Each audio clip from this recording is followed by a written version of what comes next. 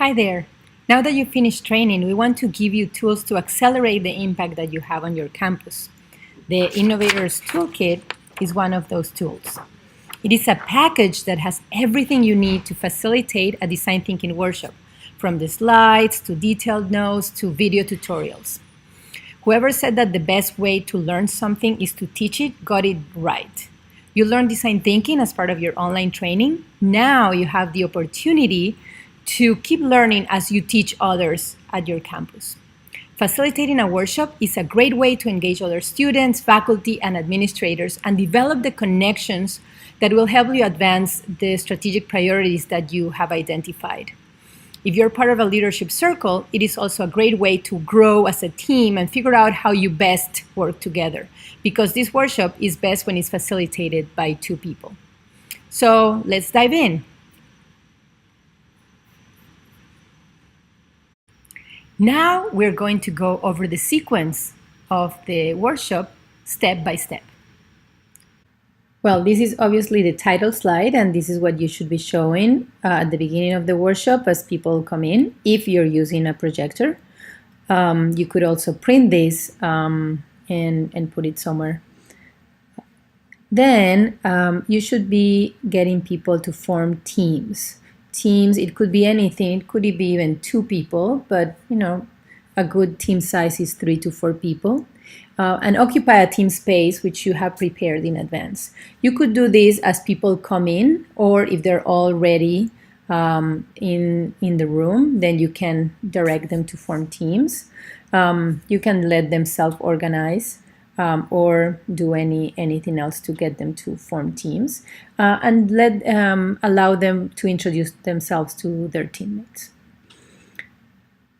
There's a few slides at the beginning that introduce what University Innovation Fellows is, so that you get people a sense of what the program is. It's very brief. So as you can see, there's basically 3 slides that give a sense of what the program is.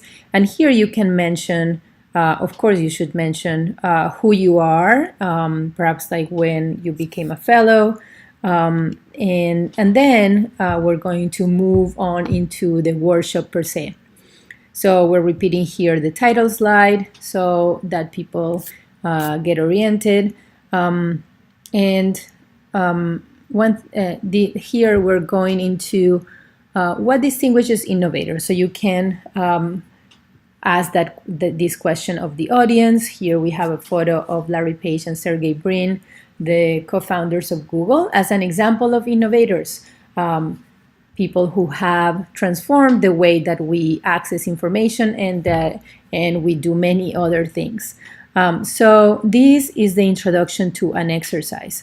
So as you'll see in the next slide, there is this yellow circle, and whenever you see this yellow circle is because there is a short activity that you're leading. There's a couple of these in the workshop, other than the activities that the teams are doing once they get their challenge. So for this activity, you'll get all of the instructions in detail in the TikTok, but this is the activity, the Stoke, that is called 1, 2, 3. So here you should get people into pairs. This is important. They have to be in pairs, so either within their teams, or they can pair up with someone from another team, or if needed, one of you can pair up with someone if there's an odd number of people. So you do the exercise, you debrief it, and once you finish that short debrief, and again, there's a video that introduces you to this exercise so you can see how it's run. Then this is the takeaway from the exercise. So the summary after you do the debrief. And you should be reading from the slide directly. This exercise shows us one of the mindsets of innovators, that they are not afraid to try new ways of doing things, and they embrace failure as a learning opportunity. So then you will move on to what is design thinking. And again, most of the information that you have to tell people is on the slides. If not, it's on the TikTok or on the presenter notes. So design thinking is a process for innovation. You can here go over the different stages and say, design thinking in the way that is represented here. Design thinking starts with empathizing and understanding the perspective of others and the perspective of those who you are designing for. The define stage is about determining what the problems you are going to solve. In the ideate stage, you now generate many potential solutions for the problem that you have defined, and then in the phases of prototype and test, you make that idea tangible and put it out there to get feedback and improve on the idea and learn more also about the problem that you're trying to solve and the people involved. So here we're going to again do an activity. So this activity is the Stoke called Yes But Yes and there is a video that shows you how to run that. So once you run the activity, and this can be done within the teams, then you go to the next slide and say, great, so we can also represent design thinking as a cycle of moments where you flare, you generate possibilities, and moments when you focus, you select some possibilities, you evaluate. And you can point out that oftentimes people try to do both, generating and evaluating at the same time, and that doesn't work well. So for this workshop, we're going to intentionally practice flaring, diverging, generating possibilities, and focusing, converging, evaluating, and selecting some possibilities in an intentional way. And this is how we're going to practice design thinking. So again, this is to remind them that throughout the workshop, they'll see on the corner of the slide, they will see a sign for flaring. That means that they should be deferring judgment and using a yes and mindset, or focusing, where they're evaluating, discussing, and selecting one option or one or more options. So now that they know, that they understand those two modes of thinking that they're going to use, you invite them to dive in as a team. And so we are going to start in the step number 1 is to identify problems. So, and we're going to flare. We're going to start by flaring. And again, here, most of the things that you have to tell the participants is on the slides. So you can literally repeat this, read this, but you should look at the participants and not the slides. So you can have a copy on your hands. You can say, we're going to launch your design challenge by flaring. Many innovators create products and services to solve problems they encounter in their own lives and work. So you, as a team, are going to start by sharing all the things that bother you in your lives and work, big and small. And for innovators, problems are opportunities. If you're using Post-its for the workshop, then tell people to write one bug per Post-it. Tell people to write one problem per Post-it and put it on the board or wall or whatever it is that they're working. So you can also see that the suggested time is on the slide, in this case 5 minutes. And you could, give them an extra minute, but you shouldn't, give them double the time. Otherwise you will be running out of time. So moving on to step number 2, here is where they are going to consider the problems that the team has collected, and they will notice similarities and differences between the things that bother them and bother others, and they will discuss as a team and hopefully and perhaps add new problems to the mix, to the board. So for that they have 3 minutes. For step 3, teams, you will instruct teams to move Post-its to cluster problems that are similar to one another, and they can also write down a theme or title for each cluster. And then for some of the problems that they find interesting, to ask why, because understanding what might be behind a given problem may help you generate related problems, kind of like the root of those problems, and instruct them to write down any new problems that they come up with and put them on the board. Then on step 4, they will select one problem. Here you're reminding them that for innovators, problems, whether theirs or those of others, are opportunities. So with their team, they should select one of the problems to move forward with. And to do this, the easiest way is to have each person vote on the problem that they're most excited about. It could be theirs or not. And so to do that, they will vote on 3 of the problems, and then the team will select those with the most votes. And the second part of this is to frame the selected problem as a question in this form of how might we help, and then describe the person, the characteristics of the person to do something. And you should read the example that is there. How might we help Kirin, a student passionate about preserving the environment, to combine her interests with her university studies? So here it's important that you say that the to should be a verb statement. It should not be a noun. So it should be to do something, to achieve something, to anything that is a verb, so that the opportunity statement, as you learned in the online training, does not have an embedded solution. You should, since they have 2 parts for these 7 minutes, you should be monitoring that they don't spend all the time on part A and then they're short on time for part B. So give them a time check at some point and say, like, you should be moving on to part B if you haven't already, when they have about like probably 3 minutes left. Now for step 5 is when we go into the solution space. Here they're going to move from the focus mode, in which they selected a problem, into flare mode, into divergent thinking, and use differing judgment of the ideas and using yes and to build on the ideas of others to brainstorm many potential solutions. Make a big deal that they should go for lots of ideas and not worry about whether the ideas are good or not, that they will have time to evaluate the ideas later, that they should go for lots of ideas and they should capture each idea on a post-it note if you are using post-it notes. So after the time has passed, you're going to continue.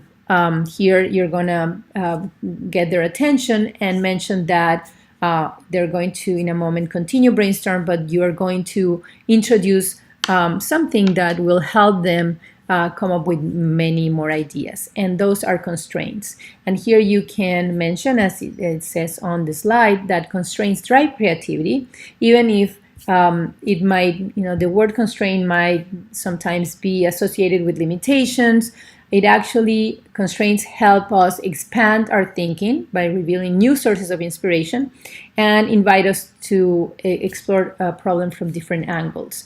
But that they tell them that they are going to try this and see how it works. So they're going to continue their brainstorm with the same how might we question, but then they're going to spend 4 minutes generating solutions that must be in partnership with Nike, Disney, Tesla, or whatever company or organization is inspiring to them.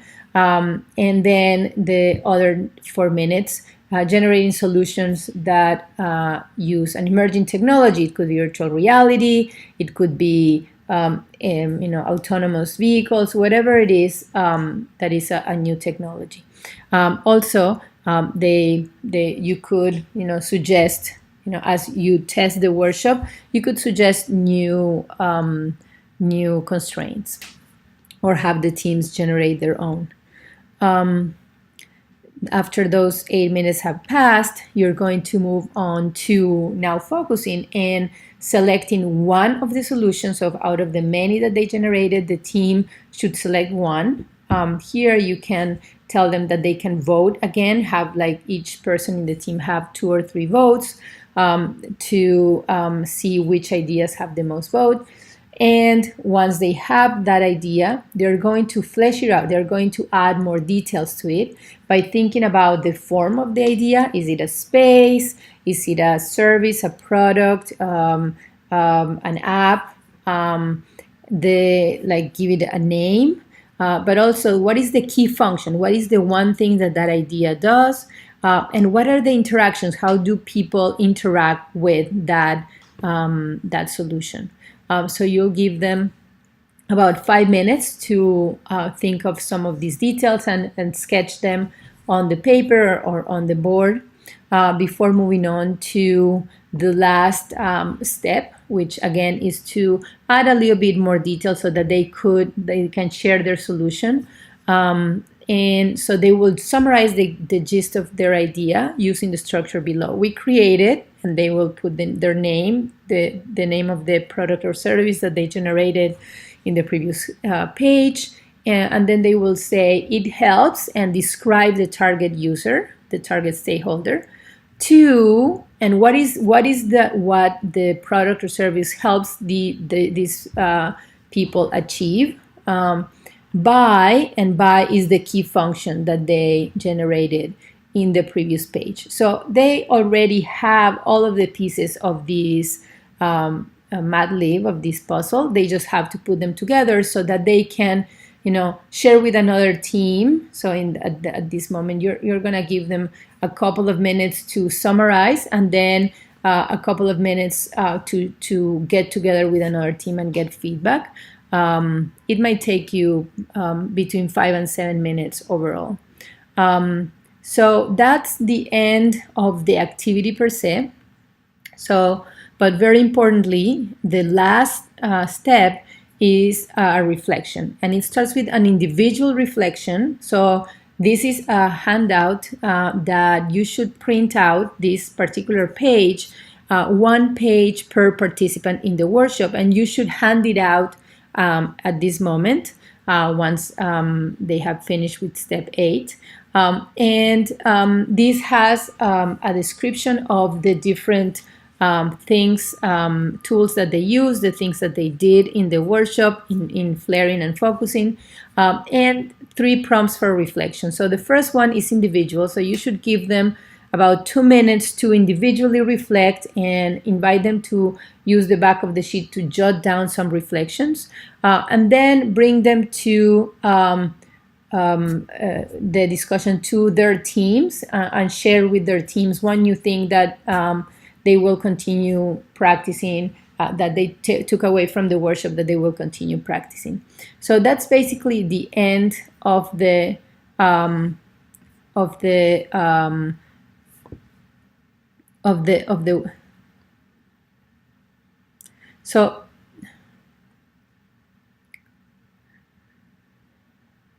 So after they do the individual reflection, for which you should give them a couple of minutes, then have them come back together as a team and discuss, share what their reflections are, and share with their team one new practice, one new behavior that they're going to continue practicing after the workshop.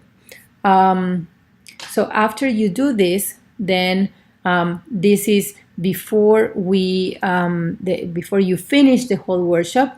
Ask participants to take out their phones and tell them that you will be doing a whole group debrief, but before that, you want some feedback on the workshop. So get them to get their phones out and go to this link, bit.ly/DT workshop -feedback, and answer a few questions. This is a feedback form that we will share the results with everyone, so you can see what your participants say, but you can see also what other workshop participants have said from other workshops.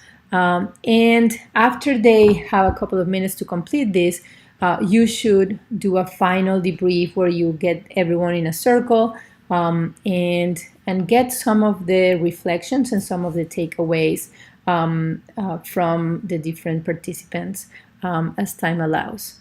What you are going to see now are 2 fellows, Jackie and Zach, who have experience facilitating, and you will see them facilitating a workshop like the one you will be facilitating. We have condensed this, so we have cut some parts, and also we have accelerated some parts, but we have also annotated so that you can pay attention to specific things about how they act, how they interact with participants, etc. So let's watch. Okay, so we are going to go to our next part here, and we're going to start our design challenge now. So, we're in the flare mode right now. So, we want to be coming up with lots of different problems and opportunities and bugs. So, in this design challenge, what we're trying to do is identify little problems in your everyday routine. And we're going to use the word bugs to describe these problems. So like just little things that bother you, maybe big things that bother you, or we're thinking about your daily routine. So, as a group, you're going to be coming up with ideas. Use good brainstorming practices. We have enough stickies in your kits, like your boxes by your workstation. So make sure everybody has a pad of stickies. Make sure everybody has a Sharpie. And we're going to give you 4 minutes to get as many ideas up there about some of the different problems or bugs that each of your team members faces in their daily routine. Alright, does anybody have any questions? If you need materials, we'll get you some. Alright, so you got 4 minutes. Go for it.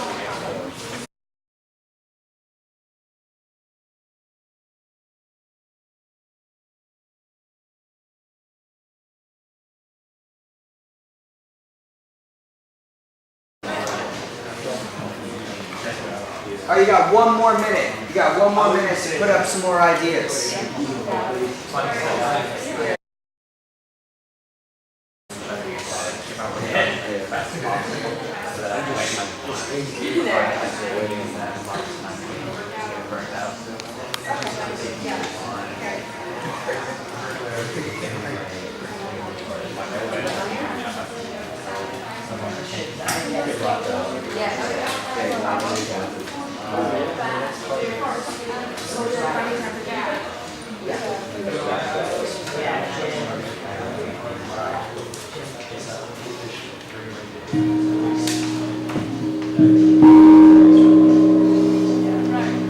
Alright guys, so now what we're going to do is we're going to move on because we're going to learn from others. Alright, so innovators are also good at noticing problems that other people have and which even sometimes don't even notice themselves. So I want you guys to interview a partner not in your group, so choose somebody not in your group. I want you to interview them for 2 minutes. And for each bug that you guys come up with, I want to see if you can start by discussing a small, everyday problem, and then get bigger to a bigger picture. And you guys are really aim for stories, so you want to get deep into it. You want to find stories, find out why they're doing things. You want to get, you want to develop the empathy. You want to really get deep into it. So you guys can find you guys a partner, and you guys are going to meet with them, and then you're going to come back to your team. So 2 minutes each, spending interviewing each other, somebody not on your team.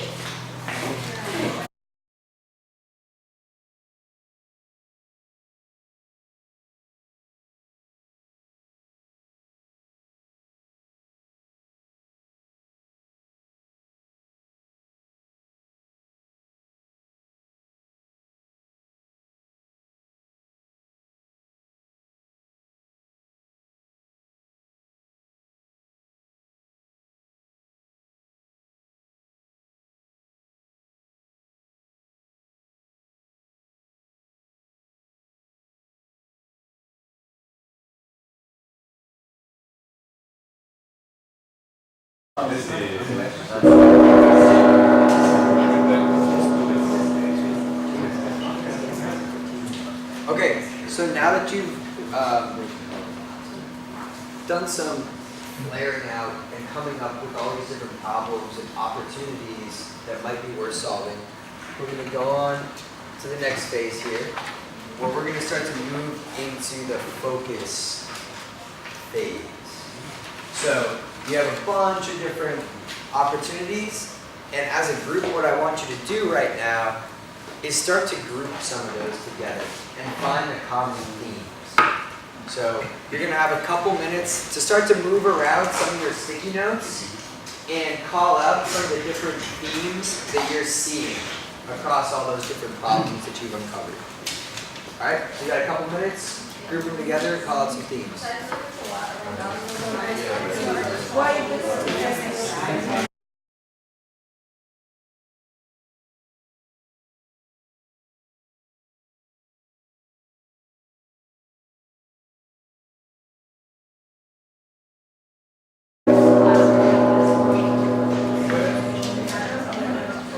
Okay, so you kind of group some of the themes here. What I want you to do is we're going to focus in even more and pick one of these problems that we most want to solve throughout the rest of the design challenge. So at this point, feel free to wait. Don't go on to the next slide yet. We're still on number 3. Yeah, we're still selecting the opportunity. So at this point, you can feel free to synthesize a few different ideas into like a new sticky note that captures all of it. But you have a minute right now to cast your 2 votes. Each person gets 2 votes on the idea that they most want to pursue. Okay? Does that sound good? Alright? So take a minute, cast your 2 votes, and we'll see where we're at.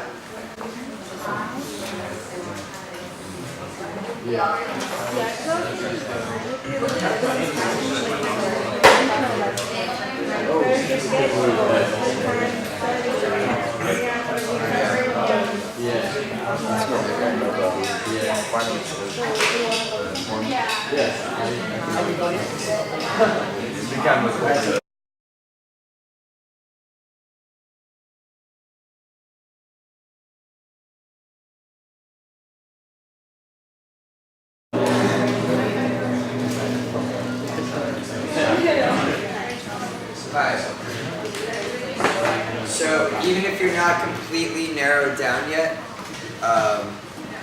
that's okay. You'll get there in a minute. Now we're going to go on to the sheet that you all have up, which is creating our how might we statement. So how might we, it's helpful, and you've seen it a lot, it's helpful to frame our problems as a question. Because starting with how might we opens up possibilities. And right after this, we're going to start brainstorming solutions that are going to be answers to that how might we. So you got 2 possible versions up here. One version is how might we help a specific person to do some action. Another version of how might we is how might we make some activity feel more like something else. So with your selection, I want you to fill out both how might we's, and then depending on what you've selected, you're going to pick one or the other that is more appropriate for your specific challenge.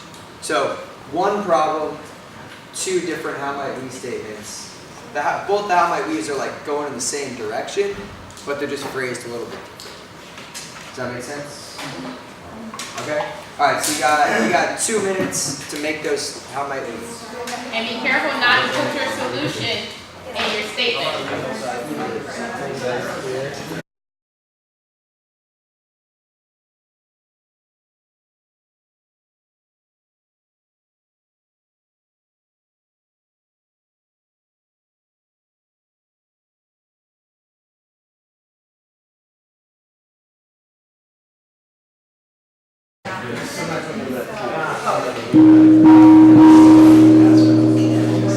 Alright, team. So now we're going to move to the next slide. And we will be brainstorming solutions. So, you guys had two different questions that you created, the how might we statements. So now you're gonna utilize those questions to help you brainstorm. But you're only gonna choose one of them. So even though you create two, you're gonna choose the one that you actually want to use. Does that make sense? Alright, so you're gonna use the actual flaring mode. And don't forget that when we do this, you wanna all have your sticky notes. So go ahead and use the whiteboard. So go ahead and brainstorm. And you guys have 3 minutes to do so.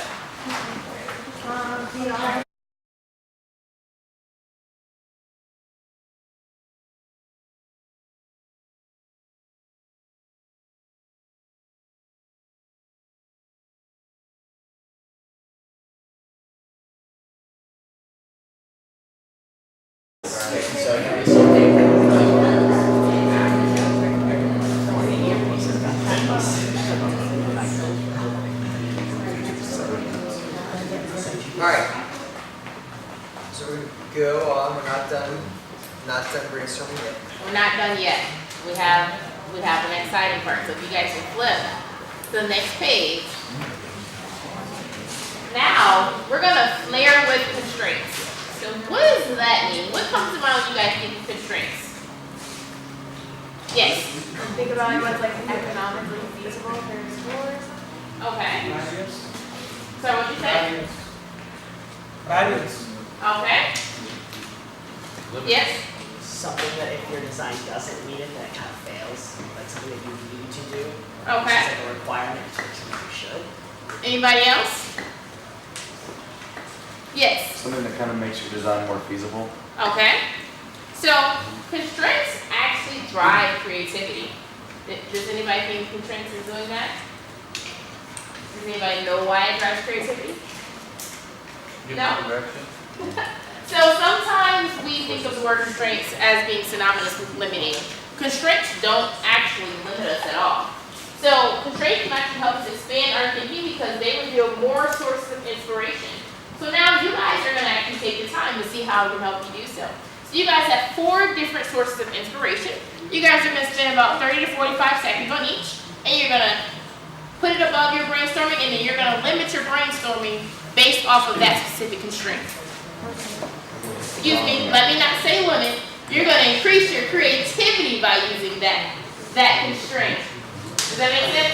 All right. And we'll hit the gong when you switch. So every time we hit the gong, you need to switch to the next constraint, one at a time. Yeah, one constraint at a time.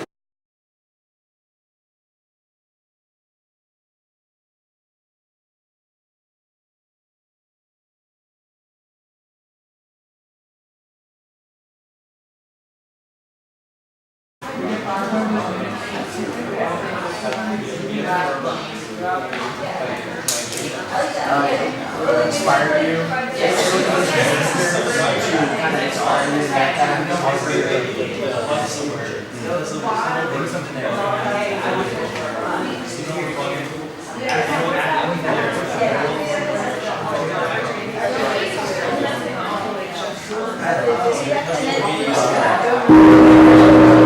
Alright, so your next constraint, your solution must be a service. 45 seconds.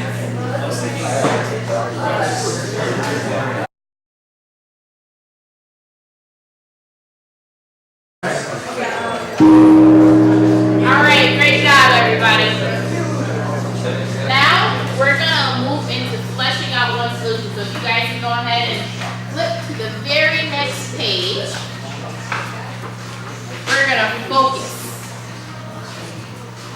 Alright, so same process as before. In the interest of time, we gotta decide on an idea quickly. So we're gonna do the silent vote again, where each person has 2 votes on the idea that they want to prototype. So we're gonna pick ideas, we're gonna flesh them out, and then we're gonna prototype and test them all in this workshop. So we got a lot to do. So take 1 minute, cast your 2 votes on the idea that you want to move forward with. Go for it.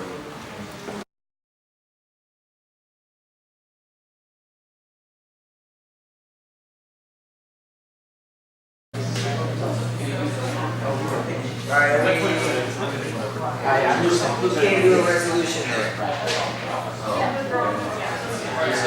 You got one? You guys got it? You got something? You guys chose over here? Chose? Okay, cool. Alright, so on your sheet it says flesh out your solution. So you're going to fill in a few key areas here. You want to, this is where we're going into detail about our final solution.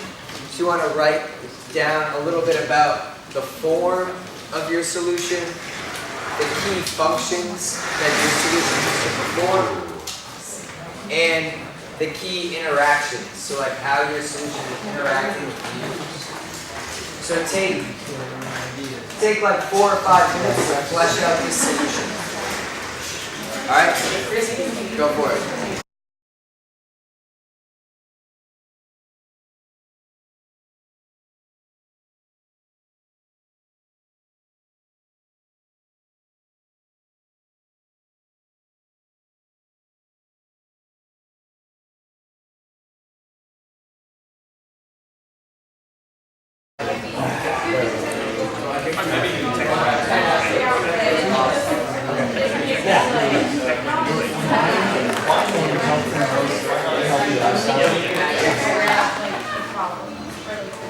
Like during lunchtime, it's like, hey, incorporate a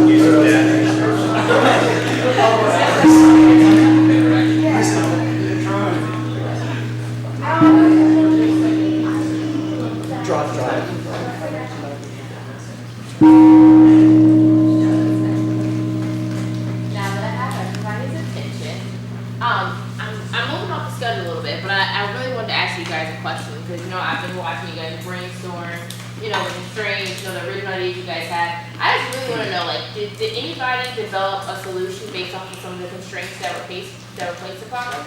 Yeah. Yeah? So, did any of you guys find the benefit in placing constraints? Can you just share a little bit about that with me? Yeah. Yes. Specifically the sci-fi one forces it to think 10x. So Yeah. it's not just something that is available now, it's like, think of what's possible. Okay.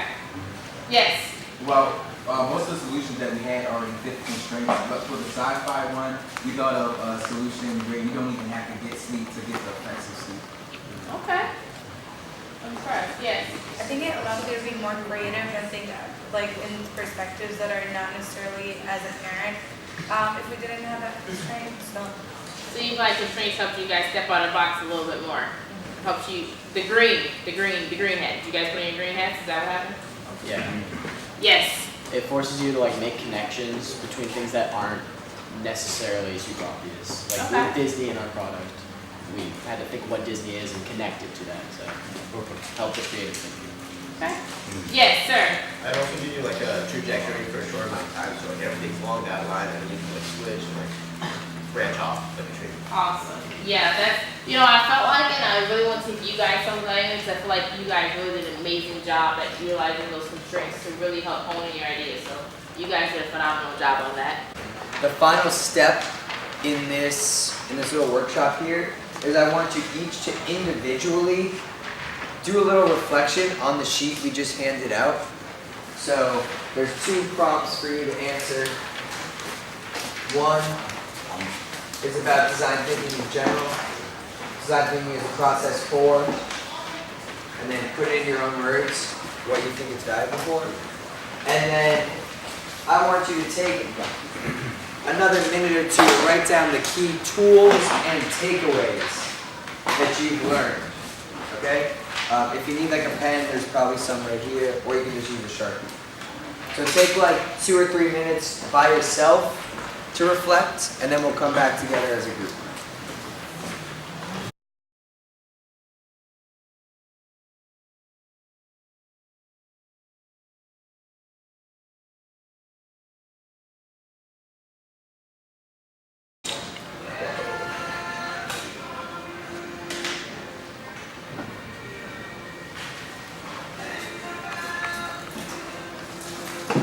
Okay, so 2 things. Need you to clean up the materials and the spaces, and then we're gonna form a big circle and just debrief like the last part. All right, let's make sure everybody can see everybody. So let's slide in. Everybody's got to be able to see everybody. You got to be able to circle. Alright, so first and foremost, what we need everybody to do is to get their phone out and do this survey right here. We'll give you guys about 2 minutes to do it. We just need everybody to do the survey. So like we need to fill in this gap here. We can't have anybody behind anybody. Like we gotta all be on the same kind of playing field here.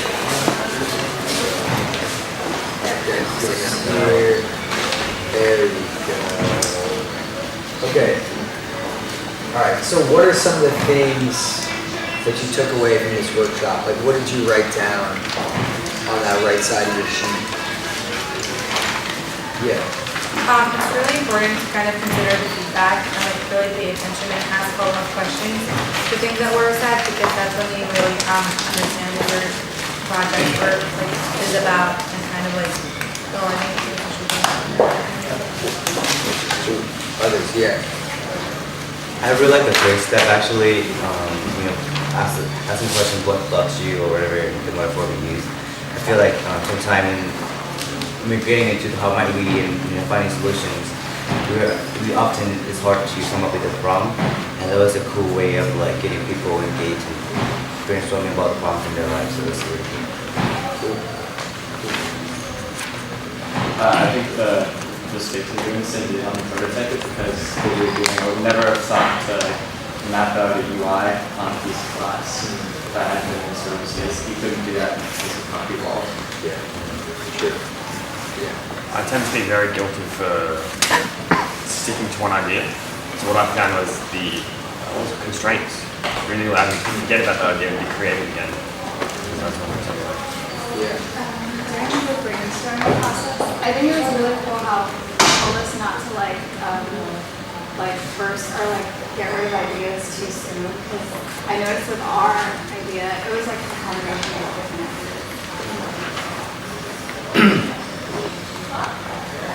Yes. Alright, make sure like following all the steps, not skipping one. You really think it's like, oh, what do we do? Like really following the steps to make sure that we get the best results.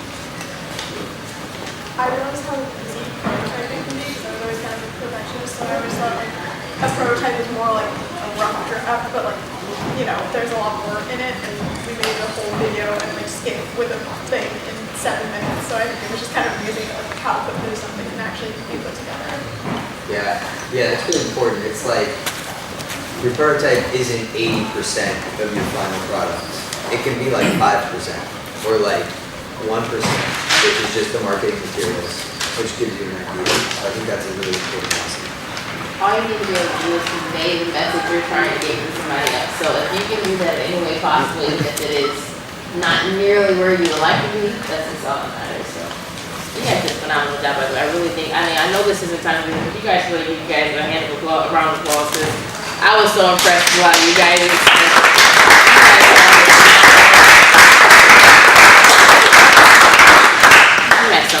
Oh, I was just going to say I really liked the way that it was structured, because I felt like I was learning about the process at the same time, like as I was using it. So like, being able to really like solidify the concepts that you're explaining by doing them was very valuable. So thank you so much for participating.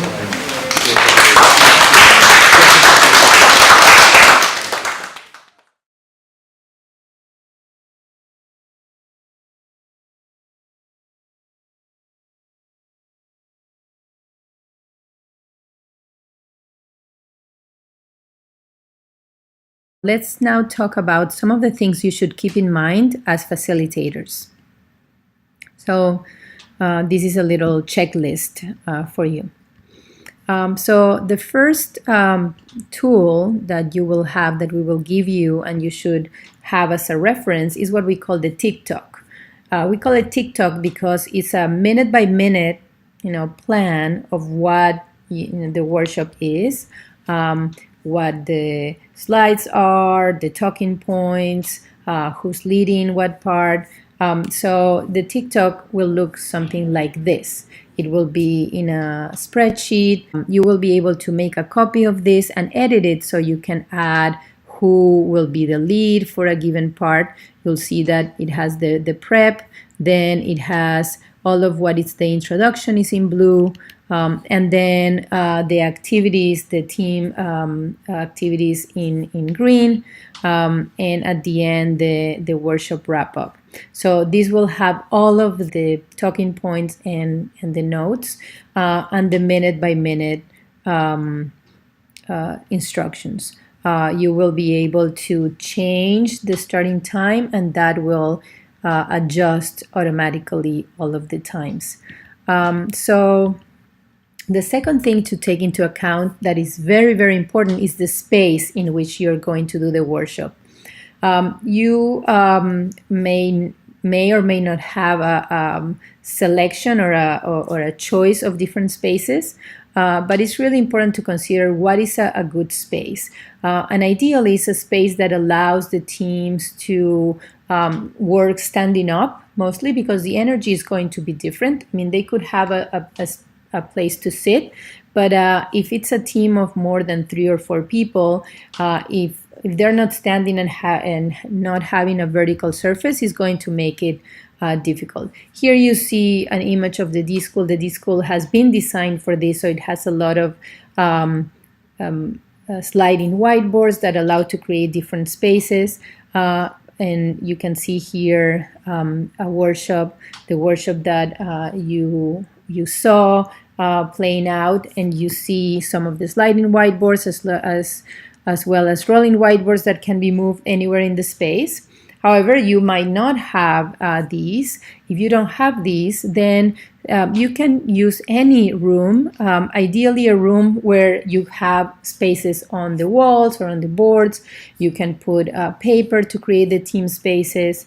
Here you see kind of like traditional classroom that has been converted to be having teams work on the walls and the windows and the blackboard. Here is you can see that in this workshop they are using tables. They have flipped the tables and they're using those as boards with paper. So that's you can get creative and figure out ways to create team spaces. Another element that also adds to the environment is the music. So as teams are working, you should be taking into account what music might you be playing, and we will share a couple of playlists. If they're doing something like brainstorming, then the music should be energizing. If they're doing something like an individual reflection or something that is that doesn't require of like a high energy, then you should have a playlist that reflects that and has more calm music. So we will share a couple of playlists, but of course you can create your own, and be mindful that the music should not be too loud so that it prevents the teammates from communicating. Then the materials. What materials do you need? So basically you need the worksheets if you are going to print them, as well as post-it notes and markers, and painter's tape if you're going to use the paper slides, which we'll talk about it in a minute. However, if you don't have post-it notes, they're too expensive or for whatever other reason, and you have access to whiteboards or posters or paper for the teams to write, you can use whiteboard markers or other kinds of markers for the teams to write. One thing that we use here at the D School in order to call people's attention as we transition from one part of the activity to another is a gong that creates a great sound, and we can call people's attention. You can figure out if you have something similar. It could be chimes, or it could just be your voice. You could be calling people's attentions and waiting until everyone is silent to give the next instructions and move on to the next step. So now, should you use a projector or paper slides? So what are paper slides? So this is what we're calling paper slides, as it happens when you project slides on a screen and then you change to a new slide. Here, you will instruct the participants to move to the next one, and they just remove the top one and they reveal the next worksheet. And they can work on the side of the board or in the sheet itself.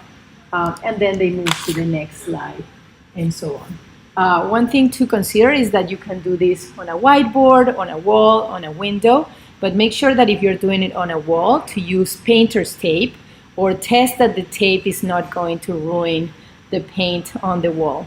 Another thing to consider is that see that you are pasting these not just as one stack, but to make it easier for people to grab one and move it, they're a little bit staggered.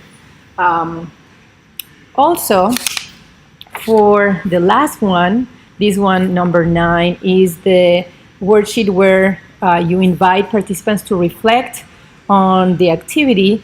I suggest that what you do is to print one copy of these for each participant, and instead of pasting it with the others, you hand it out at the end, one per participant, and then give them some time to read this, and then they can use the reverse to write some thoughts to then participate in a team or whole group debrief. So these are paper slides. And you should only print the title and those slides that have an orange line on the left side. And those slides, you can paste them on a board or a window, staggered in this way, so that as you move on to the next slide, people can take that slide and reveal what's there and start working. So the advantages, and there are advantages and disadvantages in using paper slides. On one hand, you are printing more and using paper. On the other hand, if you don't have access to a projector, that is a good solution. So now, what is a good group size? So what should you target for your workshop? This workshop has been designed so that it's very flexible. You could do it with 2 people, or you could do it with 100. Like one of your limitations will be the space that you have available at your disposition. If it's your first time facilitating, we recommend that you probably stay in the order of like 18 to 24 people. It's a good number. If you have very few people, then the energy is different, and the facilitation has to be different. If you have too many people, things will take longer, and it's a little bit more difficult to manage. So stay within a reasonable size of let's say 18 to 24. Here you can see a photo of a workshop that we did where there's a few teams, about 6 teams of 4 to 5 people. But this workshop, as I mentioned, can also be facilitated for 2 people.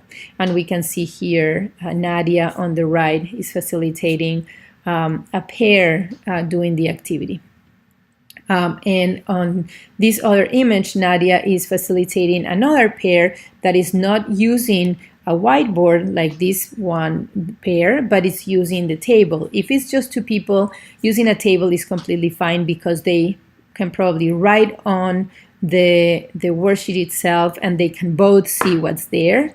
If there's too many people, then that's why a vertical surface like a wall or a board become more necessary. So how many facilitators? We truly recommend that you have at least, that you have 2 facilitators. Facilitating alone, I mean, you can do it, but when you have 2 people, then it's easier to check with one another, see how things are going, answer questions from the teams, and take turns. If you have here, we see Zach and Jackie who had facilitated the sample workshop that you saw, co-facilitating, and as you noticed in the workshop, they check in with one another frequently. You could also do it with 3 facilitators. Probably more than that, it gets a little bit more difficult to really work as a cohesive team. Now, one thing that is really important is that after the activities of the workshop that you hold a debrief to discuss what happens and what were the key takeaways. And as you know, there's the last worksheet is a worksheet that you should distribute to participants and give each one a copy to allow them to first individually reflect and then discuss as a team. And then after they do the survey, you can do a whole group debrief as the one that you saw in the workshop that Jackie and Zach facilitated. And you can see here that they had everyone form a circle so that everyone can see one another. So the debrief is not about answering the questions of the facilitators, but really sharing your learnings. Each person is sharing their learnings with everyone, with the whole group, because that's the point of the debrief. That's where the learnings solidify, when everyone is sharing, and you can learn from things that others learned and that you hadn't noticed. So here are some questions that you can use to kick off that group debrief. You can say something kind of like fairly open-ended, like, what did you notice as you were working during the workshop with your team? What surprised you? What is your key takeaway that is learning from the workshop? And you can follow that one of those questions with, how might you apply what you learned, right, in your work, in your life? It's always nice to end with something that is action and future-oriented, so people are thinking about how they apply, and learning doesn't end there, but they are thinking about application. Finally, very important is that you receive feedback from participants and also that you reflect as facilitators. So as you know, in the very last slide, there is a link for a Google form. It's a centralized feedback form that we can see, but you can also see that your participants can give you quick feedback. If you don't have a projector, you should write down this link for people to pull out their phones and give you feedback. But it's also important that after the workshop, you debrief with your team. So what worked well? What could be improved? What are some questions that you had? And what are some new ideas, some things that you could change? And that is a very important part of your learning as facilitator and as a design thinker. I will be offering office hours, so it would be great if, after you do a workshop, that you come with your learnings, the results of your team debrief to share and discuss them with me and with others. So that's that. Those are the basic elements to keep in mind.